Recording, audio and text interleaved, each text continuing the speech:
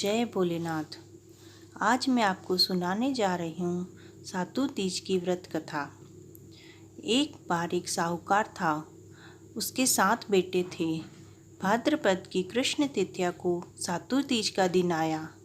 6 बेटों की बहुओं के पीहर से सातु आया। 7वीं यानी कि सबसे छोटी बहू का पीहर दूसरे गांव में था और बहुत दूर था, इसलिए उसके पीहर से सातु नहीं आया।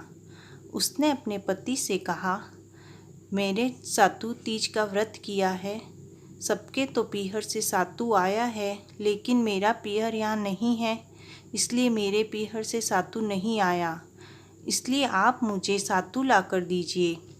साहूकार के 6 बेटों के पास तो बहुत धन था, लेकिन सबसे छोटा बेटा बहुत गरीब था। अतः साहूकार का बेटा हलवाई की दुकान में चोरी करने घुसा। वहाँ चने की दाल पड़ी थी और भट्टी में आँच भी थी। उसने दाल को भट्टी पर सेका और वहाँ चक्की भी पड़ी थी। अतः वह दाल को चक्की में पीसने लगा। चक्की चलने की आवाज़ से दुकान का मालिक जाग गया और उसे पकड़ लिया। तब साहूकार के बेटे ने कहा कि मैं कोई चोर नहीं हूँ।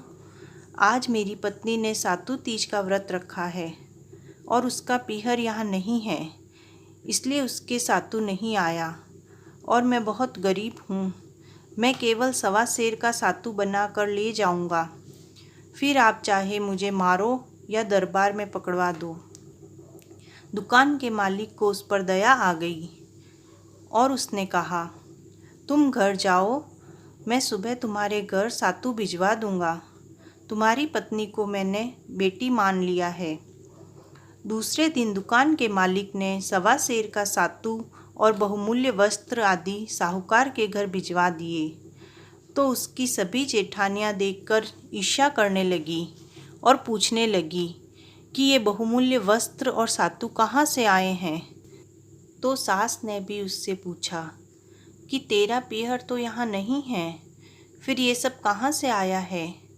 तो बहू ने कहा कि मेरे धर्म के माता पिता ने भिजवाया है। तीज माता ने जैसा बहू का दुख दूर किया, वैसा सबका दुख दूर करना। तीज माता की जय।